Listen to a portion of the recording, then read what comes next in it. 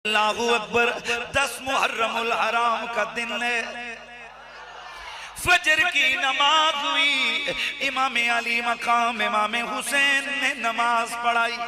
और मुझे फिर कहना है, उधर कूफियों शामियों के खेमों के अंदर यजीदी फौज के अंदर भी अल्लाहू अकबर की सदा बुलंद हुई। उधर भी नमाज हुई, इधर भी नमाज हुई। और पिछला जुम्मा मैंने आपको बताया था, लोगों हक को बातिल को पहचानना हो, अल्लाहू अकबर की सदा को ना देखा करो, मस्जिद के मिंबर और मीनार को ना देखा करो, ना रुकू सुजूद ना कारी की किरात को देखा करो।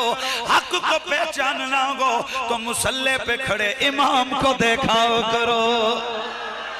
जिस नमाज का नाम इमाम या हुसैन हो या हुसैनी हो, वो नमाज हक की नमाज है। जिस नमाज का इमाम यजीद हो या यजीदी हो, वो सजदा भी बातिल है, वो कयाम भी बातिल गए, वो रुकू भी बातिल गए, वो सारी की सारी इबादत भी बातिल है। ये वही इबादत गए जो रब की तरफ से मुंह पे वापस मारी जाती है। इधर फजर की नमाज हो गई, फजर की नमाज हुई। इमाम अली मकाम ने जिक्र व अस्कार के बाद एक लंबी दुआ फरमाई। अपने साथियों की तरफ मुखातब होकर इमाम अली मकाम ने फरमाया, ओ करबला में रसूल के नवासे का साथ देने वालों, ये आज हमारा जिंदगी का आखिरी दिन है। ये वही दिन आने लगा है कि मेरे नाना ने जिसकी बाबत बड़ी खबरें हमें अता फरमाई है। ए मेरे साथियों, दुआ करो अल्लाह सब्र हमारे हाथों से ना निकाले, सबर का दामन पकड़े रखना है। उधर सूरज बुलंद हो गया, इधर ना तो खाना ना नाश्ता ना पानी। जो सारी कायनात को खिलाने आया था, उसी का खानदान दश्ते करबला में भूखा है। जिसके सदके से अल्लाह ने इस कायनात के अंदर ये पानी बरसाना है, उसी की औलाद आज तीसरा दिन प्यासी है। ये साबिर लोग शिकायत नहीं लेके आए जुबानों पर, और अब्बा हम तेरे दीन के लिए क्या कर रहे हैं, तू पानी नहीं दे सकता, तू क्या नहीं कर सकता ना, बल्कि इनमें से हर एक के दिल की आवाज ये कि जिस हाल में तू रखे वो हाल गवारा है, जिस हाल में तू रखे वो हाल गवारा है।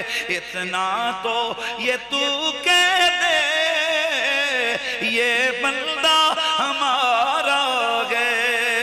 इतना तो ये तू कह दे, ये बंदा हमारा गए। इमाम अली मकाम 10 मुहर्रमुल हराम, उधर से फौजों ने तैयारी शुरू की। इधर इमाम अली मकाम के साथियों ने भी अपने पास मौजूद जितना भी हथियार थे वो अपने जिस्मों पे सजाने शुरू किए।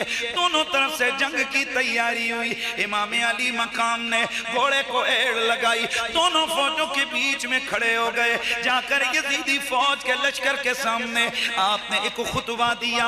आज भी लोगों जमाना हैरान है कि मौत सर पे खड़ी हो, इतनी फसाहत और बलागत कौन बोल सकता है। लेकिन यहाँ तो लगता है कि आज हुसैन को शहादत का यकीन है, लेकिन ये हाशमी बलागत अपना लोहा मनवा रही है।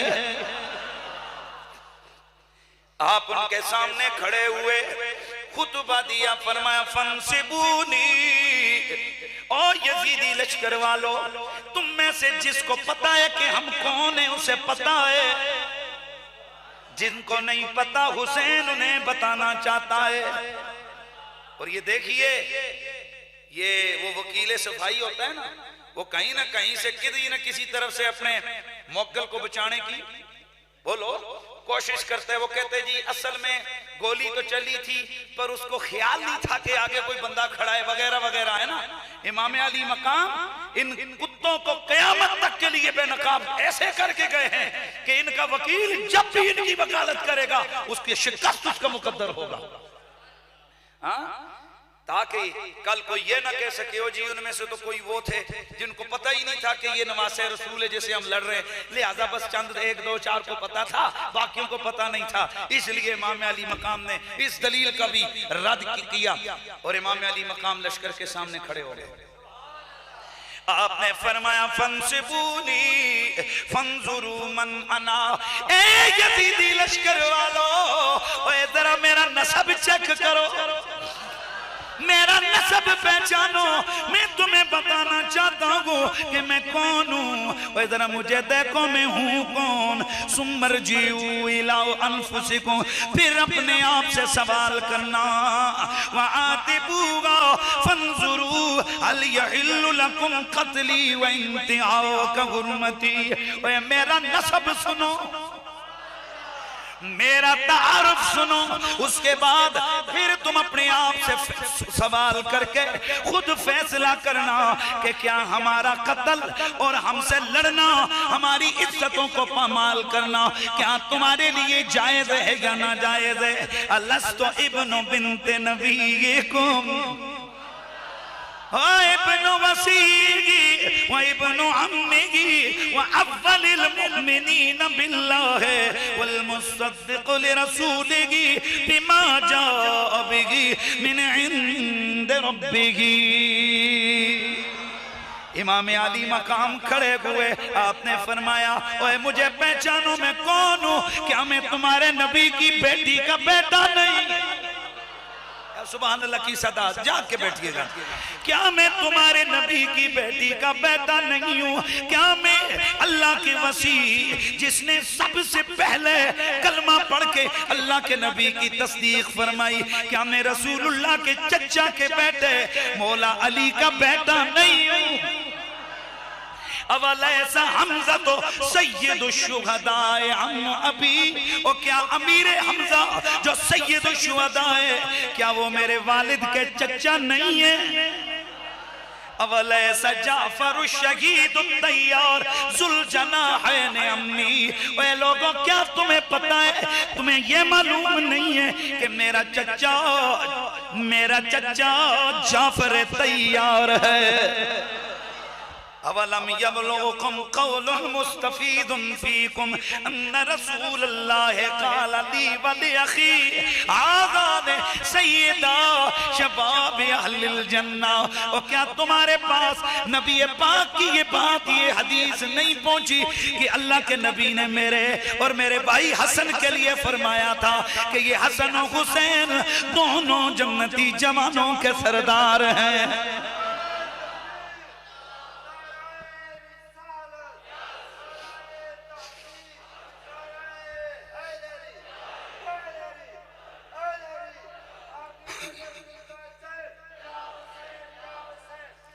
अल्लाहु अकबर। फिर इमाम अली मकाम ने आगे फरमाया लोगों अगर ये बात तुम्हें मेरी सच लगे जो मैंने कहा है तो फिर इतना ही काफी है समझने के लिए कि मैं कौन हूँ। और अगर मेरी बात का यकीन नहीं है तो पूछ लो नबी के सहाबा से, जाबिर बिन अब्दुल्ला से पूछ लो, अबू सईद अल खुदरी से पूछ लो, और साल बिन साद सादी से पूछ लो, ज़ैद बिन अरकम से पूछ लो, अनस बिन मालिक से पूछ लो, वो तुम्हें बता देंगे कि हुसैन की शान कितनी बड़ी है।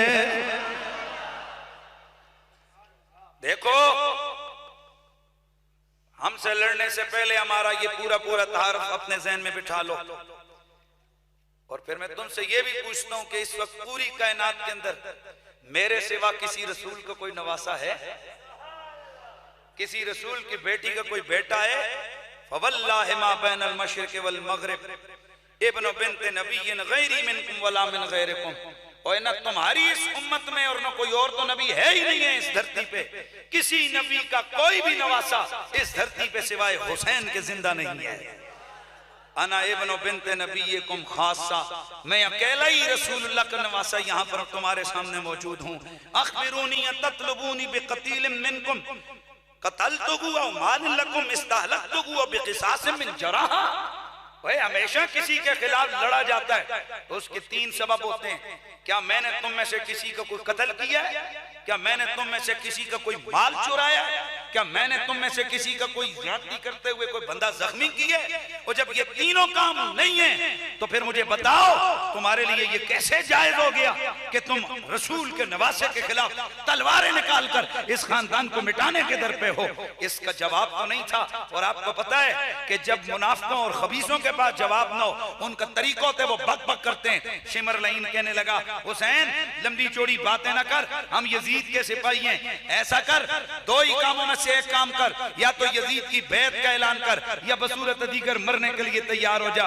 इमाम अली मकाम मुस्कुराए, आपने फरमाया ओ लईनो, मैंने अपना हक अदा करना था सो मैं वो कर चुका, रह गया मामला यजीद की बैत का। तो सुन लो, यजीद बातिल परस्त है, यजीद रसूल की शरीयत का मजाक उड़ाने वाला है, नबी के गोद में खेलने वाला और नबी के कंधों पे चढ़ के अल्लाह की तरफ से वो नाज पाने वाला हुसैन कभी बातिल के सामने सर को नहीं झुका सकता है।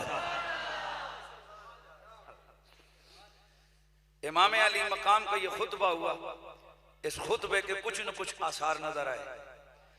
अंदर जनाब हलचल मच गई, तवज्जो है, फौजों के अंदर हलचल मच गई,